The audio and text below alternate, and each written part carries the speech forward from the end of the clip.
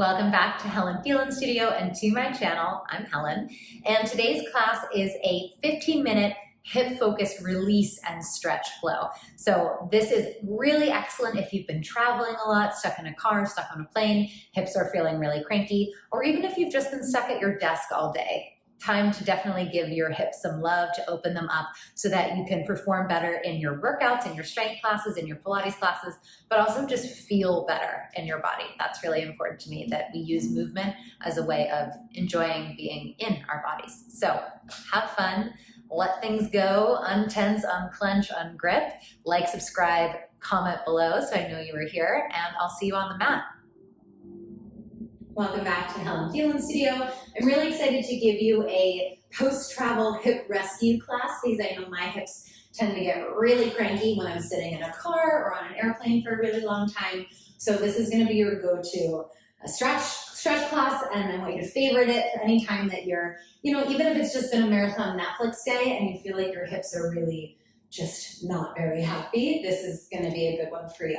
So from your standing position, let your shoulders relax down your back, the chin will tuck to your chest, and you start to fold forward, articulating. That means rounding through every single bone of your spine. Feel it undulating as you find that forward fold, taking your time, coming into your body, connecting to your breath. I like to maybe do a little sway here. And then we walk it out to downward facing dog. So just to set us up strong in this down dog, I like to do a slight bend in the knees and then really glide shoulder blades away from the ears. From there, while we're in our neutral spine, we can focus on reaching the heels through the floor and the knees a little bit longer. But I would rather the knees stay bent and you have a neutral spine than to lock out the knees and round your back. Much deeper stretch this way. So from here, you're going to go ahead and float the right leg up to the sky. Start it square, so both hips are facing the floor. Let that bottom heel sink to the ground, and then start to open up at the hip. So my shoulders are still facing downward, but my right hip is facing away from the camera and rotated at that pelvis. You can circle at the foot, give it a little extra love there. And then bend at the knee. And I want you to take your right toes and try to reach them towards your left shoulder. Of course, they're not actually going to touch, but that's the direction that they are reaching. We should feel that stretch deep through even our waistline, but psoas, hips, inner thighs. Try to reach the knee a little higher to the sky as you reach the toes towards the left shoulder. And then it comes straight forward into a runner's lunge. So first rule of runner's lunge is that my knee is directly on top of my ankle, and you give yourself a little rock forward and back. Now, my back leg is as straight as I can manage, and I'm focusing really on the digging backward of that heel. So I'm even feeling a stretch through that Achilles area, through that lower calf area. You're going to settle into stillness. One hand on either side of that front foot. You can also prop yourself up on some yoga blocks here or some big hardcover books if you need more support. We're just going to take a nice spiral of that upper body. Love a good spiral. Take it back to the floor. Whew, and change sides. Now, as you rotate away from that top leg, it always feels a little bit trickier to balance. So if you like, you can also place that back knee on the floor. Totally up to you, but try to really squeeze this left butt cheek, or the butt cheek of the leg that is back, and we'll give it just one more twist on either side.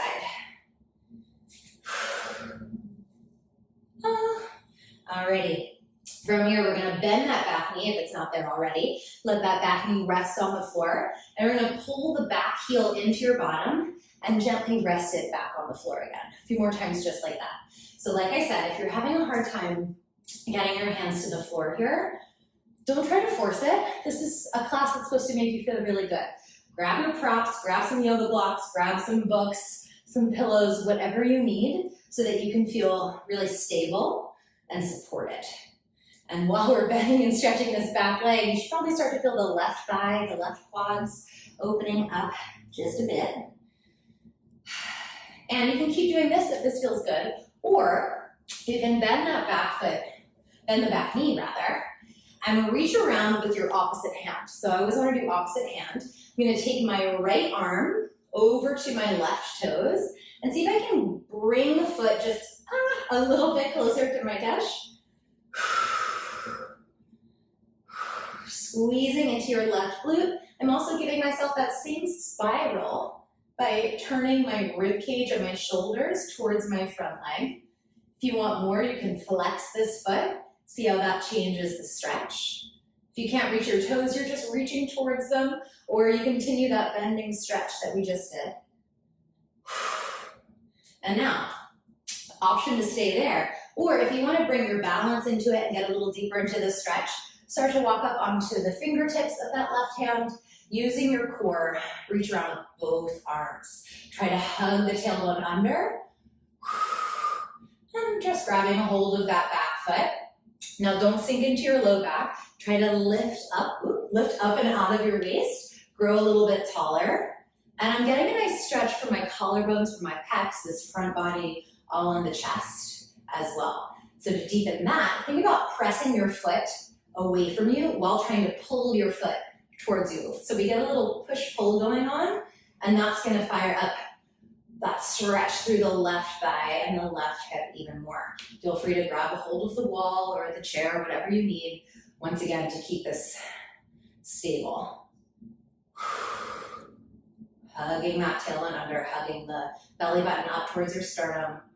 And then you're gonna carefully, one hand at a time, bring it back to the floor, let go of that back leg.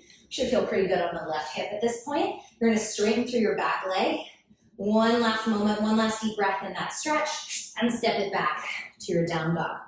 Now, just compare and contrast the sides of your body. You might feel a bit lopsided, but don't worry, we're gonna even things out. This time around, we float left leg up to the sky. Hugging the rib cage towards the thigh bones, my hips are square. Doesn't matter how high that top leg is, just matters that your pelvis is facing the floor.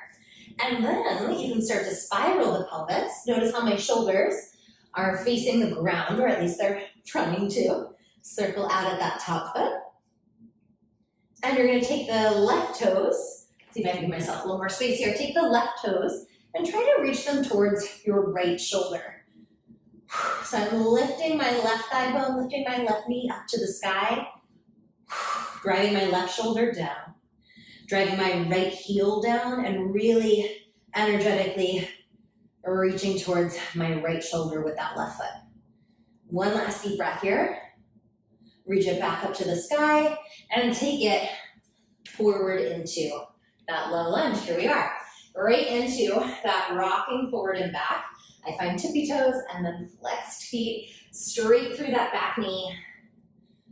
Sending energy through that back heel like I'm trying to push something away from me with the back foot. Just enjoying the opening up of our second side.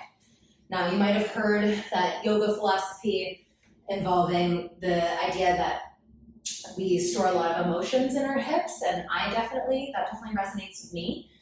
So you can also think of softening and letting go, not just physically, but letting go of whatever stressors are happening for you right now, and hopefully getting a little bit extra out of this stretch. When you're ready, you're gonna come back to the center, you're gonna bring that to stillness, and give me this spiral through the upper body. Remember that it might feel a little awkward from one side to the next, totally normal. But notice how the stretch kind of changes. As I spiral this way, I almost feel it more in my upper mid back. And as I spiral back, I feel it even more through the hip. Last time on either side.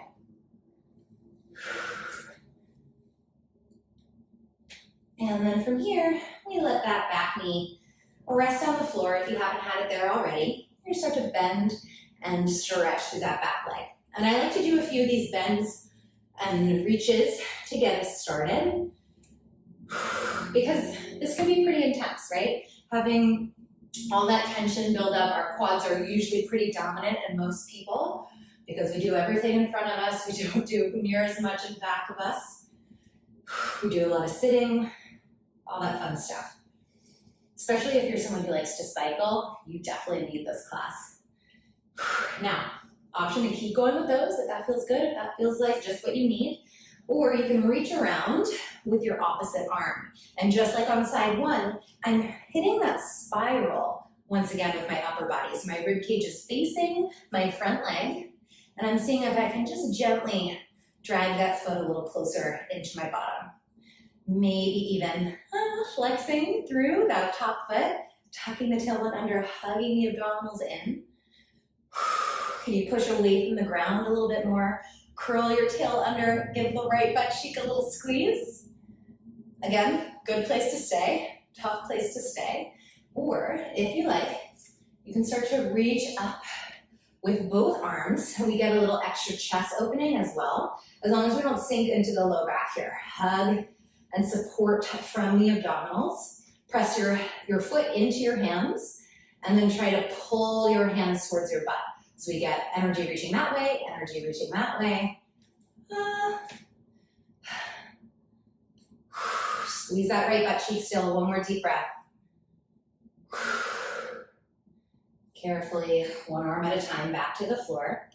Lengthen through that back knee. Once again, find that runner's lunge. Step it through a plank for a moment just to set the knees down and sit your butt back. So we're gonna keep the toes tucked under. You're gonna let your butt rest down on your feet for a moment, just for a nice little low leg stretch, little stretch through the calves and the arches of the feet. We're gonna go into some camel options for the hips. So you can untuck those toes, give them a little tap if that feels good. And from here, you're gonna take your hands to your low back, roll your shoulders down and away from your ears, engage your glutes, hug the abs in, and just press the pelvis forward. So I'm trying not to be in this position. I really want my pelvis leading the way because that's where the stretch is gonna be, right? We're not trying to get the stretch, I mean, it's nice to stretch the abdominals, but the focus of this class is to stretch the hips. So engage through your glutes, press the hips forward like you're doing your best Fosse pelvic thrust. Roll the shoulders away from your ears, and my hands are here at the base of my back just for support. So this is a new stretch for you. This is where I'd like you to stay.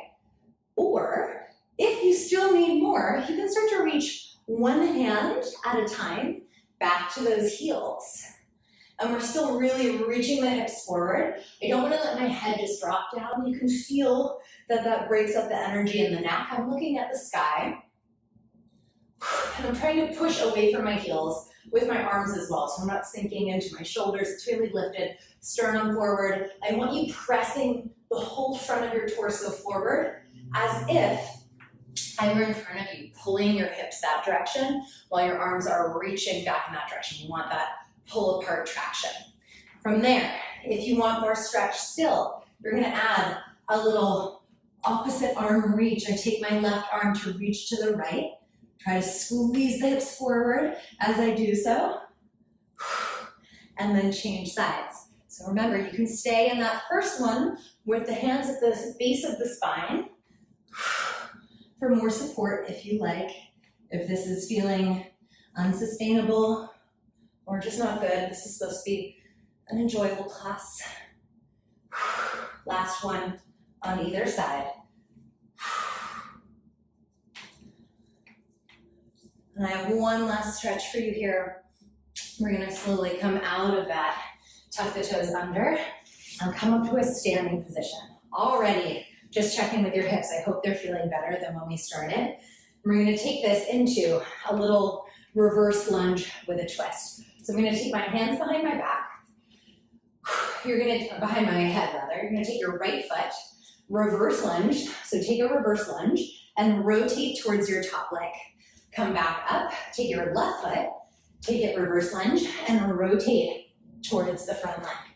So I'm switching sides, and I'm always twisting the same direction of the leg that is forward. That's gonna help me get a little more stretch through the hip. And I like this one because it's a bit more active. The other one's a little bit more just like resting in the stretch. And this is reminding our body that we're moving in and out of stretches, in and out of contractions, all the time. Press the head into the hand. Core is working here. Think of this as a way to integrate this into your muscle memory. Last time to the left. And last time to the right. And then you're gonna come up through the center, hands still behind the back. Take it, feet a little wider than your hips, knees and toes facing outward. Let's actually bring hands to hips. You're gonna sink into a plie squat, really pressing knees back behind you, hugging the tailbone slightly under. Hands can come to your thighs. You can sink into this. Don't shrug up into your shoulders here though, so if you'd like to go deeper, drop down to the elbows instead. This is where we add that little sway side to side back in. Taking one last deep breath. Send your hips up to the sky, fold into that forward fold. The last thing we'll do here is a hip check to the left. Feel the groin and inner thigh through this right leg, even into the outer thigh, outer hip on the left. And then a hip check to the opposite side, feeling groin and inner thigh through my left side, and outer hip, outer thigh through the right. One more time on either side for good luck. You can be up as tall away from the ground here as you like, as tall away from the ground as you need. Then bring it back to the center. We heel toe those feet back together. Hands and head are heavy as we start to roll up. I want my head to be the very last thing. I also like to shimmy it around a bit here to feel that stretch travel through my low back. And voila, that is your happy hips class. I hope you're feeling a lot freer through there. I know I definitely am. Please drop below in the comments if you took this class after a trip. I want to hear about your trip, and I also want to hear how it impacted how you're feeling in your body, because that is why I made this. So I will see you soon, and I hope you have a great holiday.